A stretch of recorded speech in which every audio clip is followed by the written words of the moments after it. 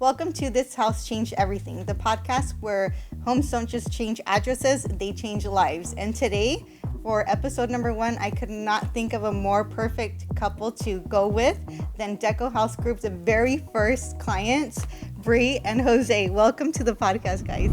Welcome to This House Changed Everything, the podcast where I share jaw-dropping stories of families in San Diego whose addresses didn't only change, but the address changed their whole lives. I'm Denise Gomez, founder of DecoHouse Group, who's been serving real estate needs for people in San Diego since 2014. I can't wait to take you along this journey.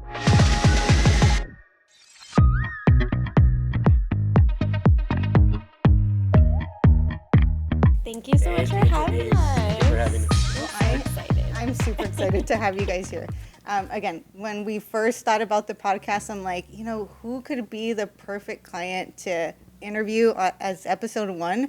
And I couldn't think of a more perfect couple. And the main reason why is because you guys are like literally the epitome of like the American dream of, building wealth through real estate. So I want to like dedicate this podcast to you guys and hear, what your struggles were, like what your expectations were throughout the whole process. So I guess where we can start off with is with what was your expectation? So take me back to like when you guys were like, okay, we're ready to buy a house. Like what were your expectations? Were you guys feeling like super confident about it, or walk me through the emotions and everything that you guys went through?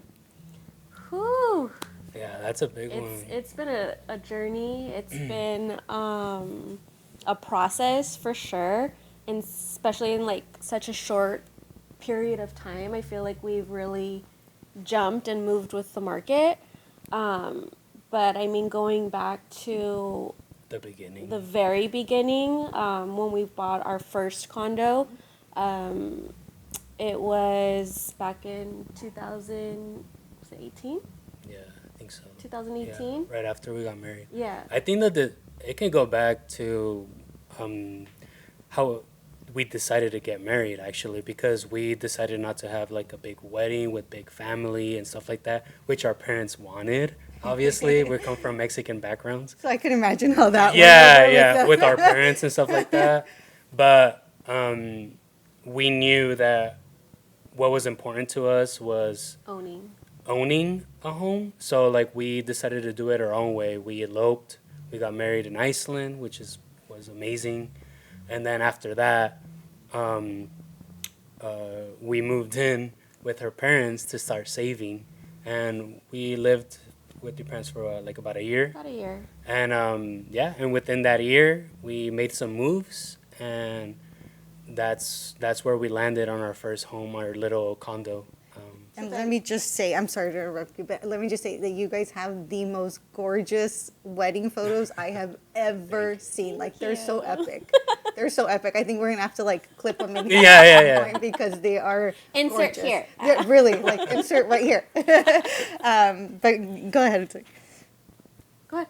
No, and then after that, it was kind of nerve-wracking because although Bri does come from, multi-generational homes, I, on the other hand, come from my parents owning a home to kind of like backtracking. It went from a home to a home in Temecula, and then to a mobile home, and then to an apartment. So I never knew structurally what like buying a home was or anything like that. I wasn't really taught. So I think just my partnership with Bri started it all for our journey, because she just taught me not only to be a better man, but to be a better everything at life. So I'm really grateful for her. I love that. It's a good partnership. Yeah. And my dream and my goal was always to own my own. And I mean, we've always been very non-traditional, kind of doing things our own way and at our own pace, at our own time. So I think when we bought our first condo, we were super excited. It was just a nice little 2-bedroom, 1.5 bath, little gated community.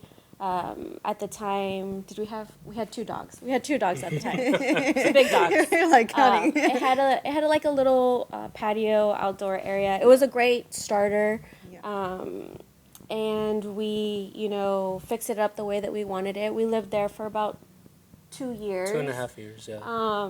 And just came across, when you move in somewhere, you learn what you like, what you don't like, and just what you want to make better. Right. So we definitely learned what we liked, what we didn't like, and what we wanted to make better. So there was just some things and that were probably not the best, as in neighbors and HOAs and stuff like that. Yeah, we can get into that right Yeah, we can get into that later. But yeah, then we, COVID hit and the rates were, what they've never been before. And we didn't want to move forward with the agent that we used to buy our first place. So we were on the hunt and we were interviewing agents left and right. I think we interviewed at least 5. Oh yeah, for sure. Yeah. Just because full interviews, having them come over to the house. Well, you remember. I was one of them. I was one of them. Yes. I got interviewed. Yeah, you were one of 5 to 10 probably. Actually, I don't think I knew it was 5. So yeah, it was a lot. It was because again we got. I don't want to say we got burned on the first one, but there was just so many things that felt icky to me. Yeah. So much stuff happened. But even prior to that, we used another agent and just didn't really guide us the way that we needed to be guided. Yeah. Especially for people that just didn't know what they were doing. Yeah, we didn't know It was our first time, doing this. You don't know what interest rates are. You don't know what a loan is. You don't know any of this stuff, and you're not taught these things in school, which I really think they should teach you these things in school, or a college course or something. And so we just weren't guided. And I remember with the very, very first agent, Jose was the agent, acting as the lender, because it kind of felt like they weren't really doing what they were supposed to, or kind of moving the way that they needed to. You guys felt like you guys were the ones doing the transaction. I mean, and the good thing, the positive thing that came out of that was you learn things. So I think you can put a lender on your resume. He's done such a good job with all the homes. But yeah, it's just a process, and you kind of just learn things, and then we interviewed you, and for me, it's all about las vibras. Yeah. It's about the vibe, making sure that, you connect with your agent. I feel like that relationship's really important, because this person is ultimately going to be helping you make probably one of the most expensive purchases, Absolutely. In your life. Absolutely. So if, you need somebody that you can trust to help you handle that kind of money. Yeah. So. Cheers to that. Cheers to that. Yes. To finding Denise. Yes. Find each other.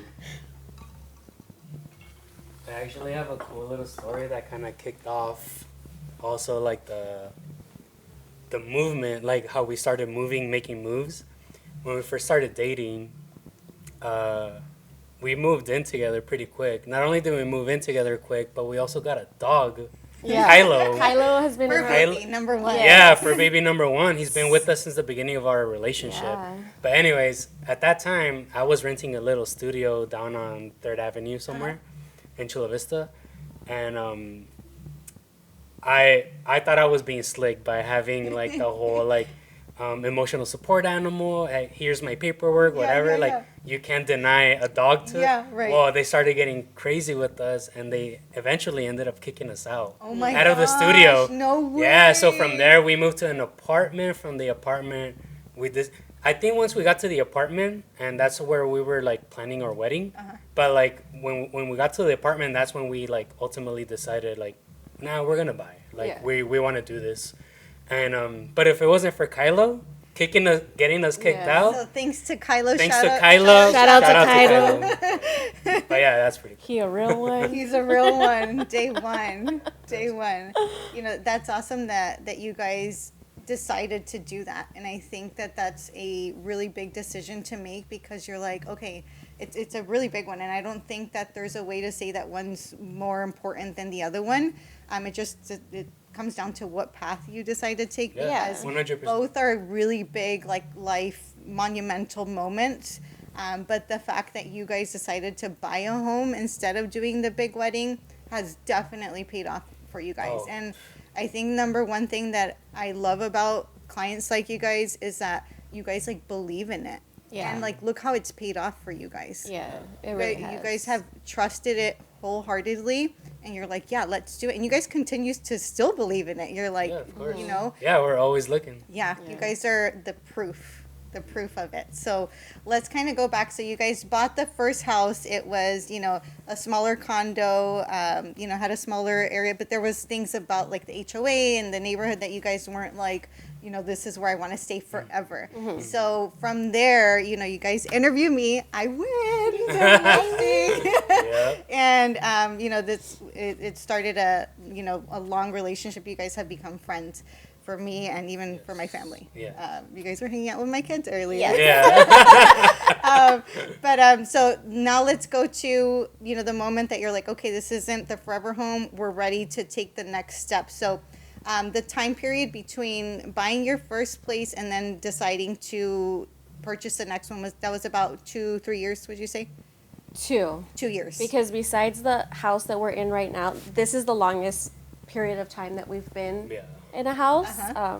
We just had our 3-year anniversary. It's kind of Anniversary. it's kind of crazy to say that like we've only been in a place. We've moved like literally every You guys 2 have. years. Yeah, guys every have. 2 to 3. Like our entire relationship. We've been together for 10 years and we've moved like every 2 years. It's like clockwork for you. Yes, the 2 years hit, and Denise, and we got the itch too, and we called you, and we were like, "Hey, we're kind of getting an itch," but then we were like, Yeah. "No, like, Yeah, you know, we need to let's calm down a little bit." Yeah. Um, So let's kind of go to like the part where you guys sold the condo first. I don't want to like leave this untouched. Yes. Because it was a crazy time when you It guys was. Yes. sold that. Yes. So tell me, what was it like selling your first place like during a like global pandemic. yeah, in a full-blown pandemic. Like you guys remember like the shoe booties, the Yes. gloves, It was insane. the hand Yes. sanitizer, and then The appointments of The of people appointments. having to like come in. Yeah, it was a pretty crazy time, definitely unprecedented. But the market was hot. It was. We hit rates that probably have never seen before and probably will never ever get to see. But we were having issues with our neighbors. There was already ongoing issues within like was it 6 units? 5 It was units? 6 units. it was a smaller company. Yeah, Yeah. and we had HOA issues by like not enough reserves in the HOA because we're such a small Right. and Yeah. Typical, yeah. and whoever like was in charge of it, that's who was running it. It wasn't a company. It was like the residents were Yeah. running it. So it was like a big thing. And you remember, I think in order to close, we needed to like get something on the HOA or Yeah. something like that. Like Yeah. it was pretty insane time. Yeah. But anyways, we got to the point of selling. We've never sold before, so that was interesting. But yeah, there was lines out the door. Remember? Like it was an insane time. It was and- because it was a perfect, starter home. Like was. for Yeah, it it was really perfect. was. It was honestly perfect for us. Like we were just starting out. We were 25 years old. Didn't have any kids, and it's a great like it was a central location, gated little community, but yeah, it was just. We always knew that there was something bigger and brighter at the end of it. Yep. And we were just like, okay, well, we're ready to upgrade, you know? And Bree was a little hesitant because I've always been. well, with every sale, she's hesitant. Yeah, because it was only 2 years. Yeah, And because you're like, it's, wait. it I was was, so like, fast. I was She like, was we just got here. I just painted the walls, yeah. you know? But I was ready though. Jose, I was- the one thing that I'm like super grateful about Jose is that he is, once he has his mindset on something, like Focus. he's focused and Yeah. he will make it happen. Yeah. And he's a really good support system when it comes to like easing my nerves. And I think that's where what was really nice when you came in is because you were kind of like not only my agent, but you were like my emotional extension. support person. You know, you were there to kind of like calm me down, and you know, I remember our FaceTime talks, and you were like, it's okay, like it, you know, and it just, it always like made us feel better. Especially with the pandemic going on. Yeah, just everything was just weird. Yeah, it was weird. Point. Yeah. So I told her, I'm like, trust me, trust Denise, and we'll make it happen. Trust the process. Trust the process. Yes, and at that time we had to not only buy something bigger, but we were also selling. Right. So we had never been in the process to do both. At the same time. So it was, you know, kind of different. You know, you have to obviously sell your initial place in order to buy the next place. Right. And, you know, during the pandemic, it was just, there's so many rules, and, you know. There were a lot of rules. Yeah, like, you know, and then you're just worried about, there's still this unknown virus that you're unsure of, and people are walking into your home, and then your agent makes you put down your Christmas decorations, and we'll probably get into that later too. Not Christmas gate, you know, not once, but twice. She's like, nope, all the Christmas stuff's gotta go. So the first time around that we listed, it was right around the holidays, and I'm like, hey, you know, I'm going to give you guys my 2 cents, but I think the best way to prep this, and it's obviously like, it always like pains me to like be like, you have to take down your especially when I walked in there. Like, I'll never forget walking in there, and it smelled like pine trees and just like Christmas, like everything. It was so perfect. And I'm like, I have to tell her to take this down.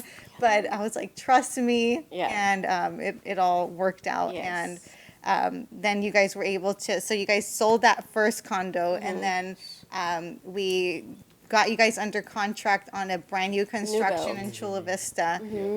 Tell me, like, what was the like feeling, like what was the excitement of like going from like your first home, which is like the one that you're like, hey, this checks some of the boxes, it'll do for some time, like now we're going into like this next step up. Like, what was that feeling of like walking into like, you know, the model home and like seeing everything brand new? Yeah, the model home excited the crap out of us. Yeah, because it was very exciting. Because not only was it like obviously like with you, we set out a financial plan, right? Right. So like going into the model homes and knowing that it's something attainable, right, like was super exciting. Yes. Something new, something fresh. Yes. Like contemporary, all the technology that was going into these new homes. Nice area. Yeah, we were super excited. And once we had the meeting with the builders and stuff like that, and we got the good rate, the loan. Yep. After that, we were hella excited. Yeah, and it was definitely an upgrade. You know, you're moving into a brand new place that nobody's lived in before. Right. 3 bedroom, 3 bath. Yep.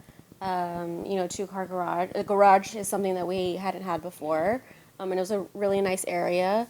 Huge open concept. Yeah, huge open concept. Balcony. Great for entertaining. But it was difficult during a pandemic because it's a new build. So that means that they're building the house, and you know that means that there's delays in projects and materials. I think so. From the point that we sold our first condo to when we were supposed to get our townhome, it was like 6 months. It was supposed to be like 6 months, and it ended up being like a year and a half. It was like a little bit over a year. It was a long journey, and I will never forget too when we were trying to get you guys your offer accepted on the brand new construction. It was again the pandemic, and do you guys remember being like on a Zoom call? Yeah, it was a raffle because it was a raffle. Because it was like a lottery. It was like a lottery, so we would like all jump on this like Zoom call. Oh my God. And then we were just like waiting for your names to be called, and then they would release. So how new construction works is like they release the phase. So like the 6 homes that were in that building. So it wasn't even a guarantee. No, it wasn't a guarantee. And remember, like you guys were like, okay, I want plan 1. That's right. Or, you know, and if I don't get plan 2, Yes. and you're like, if I don't get plan 2, then I'll get plan 1. Settle for 1. But it's like not only like you're hoping that your name gets called, but you're like also hoping like as they're calling the numbers, you're like, please don't pick my house. Please don't pick my house. And you guys scored so big on it. You guys ended up getting the plan 1. And then, but it wasn't facing 2, Correct. which was huge. And it wasn't initially it wasn't our first choice, the plan one, but then when we moved in, we were like, oh, this is amazing. Perfect. This was perfect. And even before I ended up liking it more than plan two. Yeah, for sure. Yeah. And even before that, like, because they show you where the location of the home is going to be, we're like, oh yeah, we're not in the deep complex. We're like on the outskirts, facing the park. Yes. Perfect location. Yeah, I'll never forget those Zoom calls where you're like, oh my God, But you're right though, because we did luck out, because I think we got it on our second raffle. We didn't get it on the first. We got it on the second. Yeah. But there was people that have been waiting forever. Yes. Like I think it was like maybe their seventh, sixth raffle. Waiting for it, just waiting and waiting. And the other thing too is like what people don't understand is like new construction starts off at a certain price range when they're advertising them, and as they're releasing the phases, they're going up in price. So not only are you like, I hope my name gets called, I hope I get the floor plan I want, like I hope that the price doesn't go too far up. So many things. But you guys ended up getting the house that you guys wanted and moved into that. But you know, again, like you guys said, it was quite the waiting process. Like you guys, it was your house was pretty much done being built, and we were just waiting on appliances. Like they couldn't give the keys because there weren't appliances. Exactly. We didn't have a stove. We didn't have a stove. Yeah. They didn't have the stove that belonged to that unit, to that model. Right. Yeah. So because it was like back order because of COVID and all that stuff. So at that point, we're like, we'll take anything. Just get us into this I know damn home. You're like, I will go to Home Depot and... Yeah. But at the end of the day, for some reason, like a couple of days later, it ended up working out because I think they ended up upgrading us stoves. They ended up giving us like a Plan 6 stove or something like that. So. Yeah, we were, because at the time in the middle part, we moved in with my parents because we were just going to wait for the home to be finished. So what ended up being, what was supposed to be like 6 months, ended up being like over a year. So, you know, we were just ready to... we were patient. But the other thing, too, that I want to highlight was, and this actually helped like catapult you guys really quickly into the next home, was that because you guys locked that property value down at what the market was going for at that point in time, and you guys waited a year. So that year that you were waiting, the price was locked in at from a year ago. So by the time you guys closed on it, you guys already walked into like equity. Some sweet equity. That's true. And then from there, what came the next move, you know? The next move. So you guys were there a little bit. Tell me about like that transition of home number 2. How long were we there? 11 months. Look, we weren't even there for a year. Look, I want to say that I'm not proud, but I am proud because you know what? Like that was a huge stepping stone. I'm proud because that was a huge stepping stone to where we're at now. It was pretty much a moneymaker. Yeah, it literally was. It was because, like you said, we walked into equity already, and in the beginning it was refreshing. It was cool. Like we overhauled. Like we even did our own project. We overhauled the carpet. Right. And we put in our own flooring, the vinyl flooring, and we miss it still. So at that point, we were just kind of like, okay, well, we're having fun. It was awesome at first and everything, but then things just didn't add up like to like how we thought it was gonna go down. Especially so. When you have like shared walls, it's kind of difficult, and I think because of the rushing through getting the houses done, I don't think they were done like complete. Yeah, for sure. There was a lot of issues that we always had to keep calling the builder. The HOA went up. Not only did we have double HOA, but also the HOA was raised twice within 11 months. So with the Melrose on top of that. So like it was already kind of like. So you're like calculating in your head like I'm paying this much in Melrose and like yes I love everything's brand new and everything, but if I just like deduct this additional cost that I'm paying for HOA and Melrose, like you're doing the math and you're like, okay, maybe now with the equity that we've built, we can jump to that. Yeah. Because the goal is always single family. Yeah, right? that was always the goal. So now you're like calculating, and then you guys call me and you're like, Yeah. hey. You're not going to believe. How y'all doing? How y'all doing? You're not going to believe this. And then it just so happened to also be during the holidays. And it was. So again, I had to take down my Christmas decorations. And I'm like, oh, here we go again. But this time I let you keep your tree up. Yeah, you did let me that is keep true. the tree up. That's the tree. I was like, no, I had to take it. Yes, you did let me keep the tree. But we always knew that this was just a stepping stone. Mm-hmm. It's always been a stepping stone. And I think that's a good mentality that we've had. You don't have to be tied down to the goal. And you're also, you're always moving to like be better. I know that San Diego, that the market it's rough. It's especially for our generation. Our generation, our parents were able to own, Right. and it's definitely hasn't been like that for us. No. So I think it's important to always remember that when you want to purchase something, even if it's something small, like 1-2 bedrooms, a condo, townhome, that doesn't always have to be like your end goal. You don't need to look for your forever home like first. We had steps and we had a process, and that's how we've been able to move up and get to where we want to go. And I also feel like our home right now, we have a single family home and we love it. But I don't know, we might fuck around and find out. We have 3 bedrooms right now. Maybe I want a 4th bedroom. The day one Kylo. Yeah. Right now, so we have our master. He has his, because we both work from home. Right. He has his office. I have my office. But maybe we want like an extra art room or a yoga room. I don't know, something. So, it's not always. We don't feel like we're stuck or that this is the end game. Yeah. Like, there's always room for growth, and definitely. Tell you what, when the market strikes it, you guys are ready. We're gonna be the first ones. And it's one thing too that people don't always see what goes on behind the scenes. Like, we post a lot, like the key day or that type of thing, but they don't realize everything all the work that goes on behind the scenes. Mm-hmm. Like with most of my clients that are like you guys trust the system, you guys trust me. It's so many like behind the scenes conversations. Like, how many times do we jump on a call and you're like, hey, so I was like, on the internet and I saw this house and I think we like might want like a pool or like, we were talking about this, like I might want like this or that.